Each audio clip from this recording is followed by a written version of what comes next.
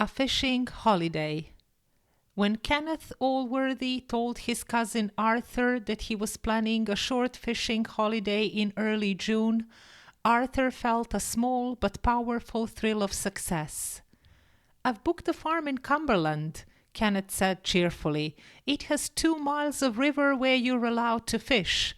They say it's incredibly lonely, not a soul for miles. Like the Sahara, only wetter." Arthur smiled, nodded, and said exactly the right things. He had been working towards this moment for almost a year. Nearly 12 months earlier, he had mentioned Howard's farm to Kenneth in the most casual way possible. So casually, in fact, that Kenneth had long since forgotten who had first told him about it. After that, Arthur mentioned the farm to some mutual friends, the sort of people who enjoyed passing on interesting information. He suspected, correctly, that at least one of them would repeat it to Kenneth. Then, in March, when the first signs of spring appear and sensible people begin to think about summer holidays, Arthur sent his cousin a local Cumberland newspaper. He had drawn a neat pencil line around a short article about a newly discovered rock fissure near Ronmere. Kenneth was interested in caves, and Arthur knew the article would catch his attention. But it was not the article Arthur really cared about. Directly beneath it, printed in small type, was the farm's usual spring advertisement. 5 brief lines offering fishing rights and accommodation to anyone who wanted peace, water, and solitude. After that, Arthur did nothing more. If anyone had asked why it mattered so much to Arthur that his cousin should go, apparently of his own free choice, to one particular farm in a remote part of Cumberland, the answer would not have been simple. To explain it, you would need to look at the will of their grandfather, Albert Alworthy. Albert had made his fortune many years earlier by quarrying stone. He had been a hard man, proud of his work and deeply suspicious of comfort. When the time came to make his will, he instructed his solicitor to make it as strict as the law allowed. The money was placed in trust, first for Albert's children, then for their children after them. But there was one crucial condition. When only 2 heirs remained, the entire fortune would go to the survivor. 50 years later, the present solicitor, Mr. Rumbold, explained this to Arthur. 2 wars reduced the family considerably, he said. Only you and your cousin Kenneth are left. Arthur leaned forward. "So the money comes to us both?" "No," said Mr. Rumbold. "It goes to the one who outlives the other." Arthur swallowed. "And roughly how much are we talking about?" The solicitor named a figure. Arthur pressed his lips together. He needed money, not immediately, but soon. His debts were beginning to close in, one after another. He could borrow more, but borrowing to pay existing debts is rarely wise, even for a man who expects to inherit. At best, it would keep him afloat for a year. If he did not receive the money within that time, he would be ruined. There was another reason Arthur had chosen Howard's farm. Some years earlier, while walking alone in that same district, he had lost his dog, a friendly, curious cocker spaniel, down a pothole on the moor. The hole had been deep, narrow, and partly hidden by grass and bushes. Around it stood a rusty wire fence, leaning at odd angles, as though it might collapse at any moment. Had the hole been closer to a village or a road, proper safety measures would have been taken long ago, but it lay 3 miles from the farm and 5 miles from the nearest settlement. Arthur had run for help and eventually found a shepherd who knew the land well. When Arthur explained what had happened, the shepherd shook his head. "Nothing comes out of that hole alive," he said. "There's water down there, fast water." "They should fence it properly," Arthur had said angrily. "They should," the shepherd agreed without much feeling. The fence stopped sheep, and that was all that mattered to him. Arthur never forgot that conversation. The day after Kenneth travelled north with his fishing equipment, Arthur set off on a walking tour of his own. He went part of the way by train, then continued on foot. He stayed in youth hostels when convenient and slept outdoors when it suited him.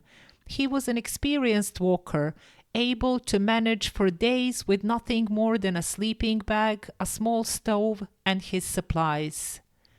4 days later, he camped in thick undergrowth above Howard's farm.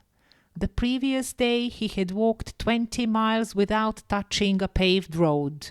The weather remained fine. On the 4th morning, Arthur saw Kenneth approaching along a narrow path. He was carrying a walking stick, not a fishing rod. Arthur brushed the dirt from his clothes, slipped out of the bushes, and took a longer route so that they would meet naturally in full view, well away from the farm. They greeted each other with surprise and pleasure. "I'm staying at a hostel over in Langdale," Arthur said lightly. "Thought I'd walk over and watch you catch some fish." "Not today," Kenneth said. "The stream's too low. The farmer says it'll rain tonight, so tomorrow should be better. Today I'm resting.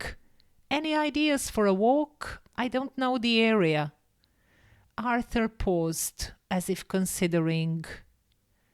"There's something interesting about 3 miles from here," he said. "A pothole I found years ago. Worth a look." Kenneth agreed at once. They walked for an hour. Everything depended on chance now, on whether they met anyone. A single shepherd, even at a distance, would have forced Arthur to abandon the plan and wait for another time.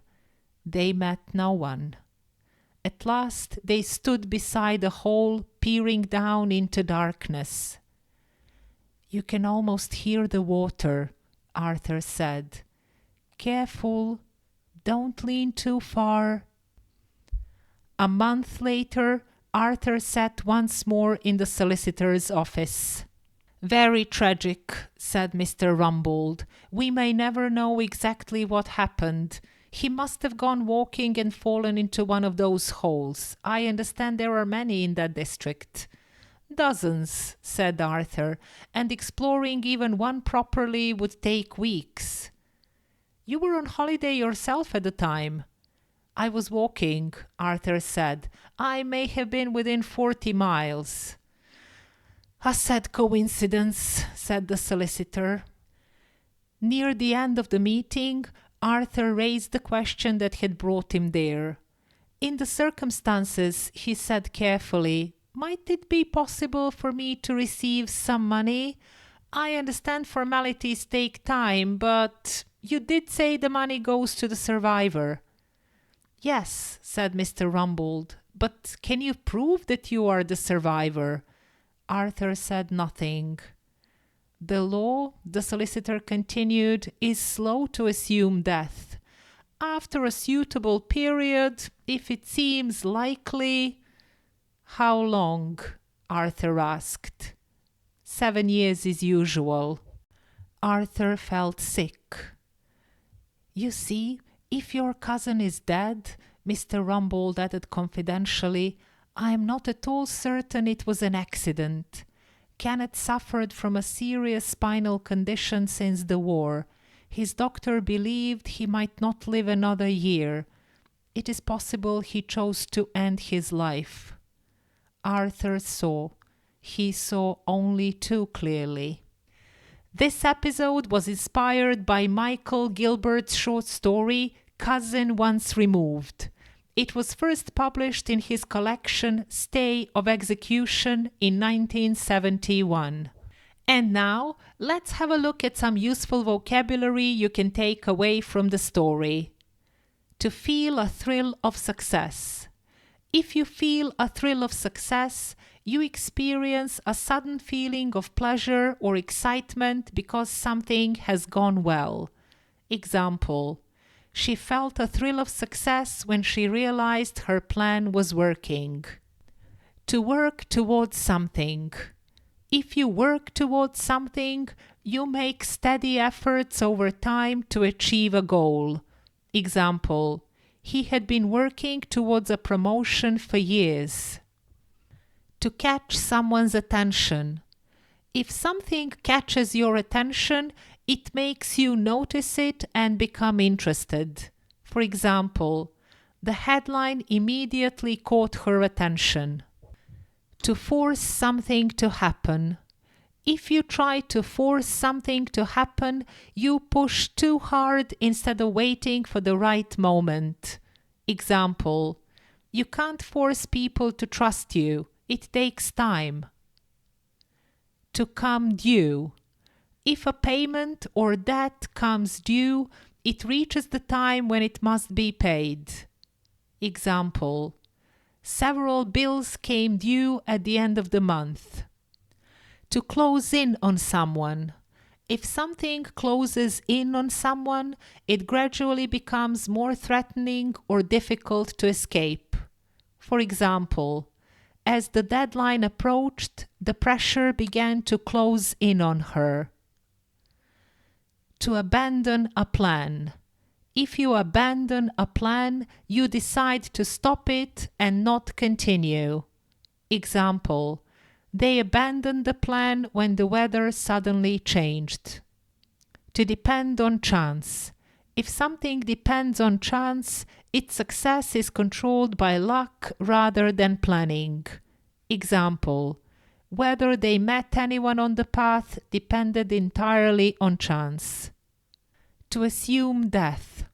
If authorities assume death, they officially accept that someone has died, even without full proof.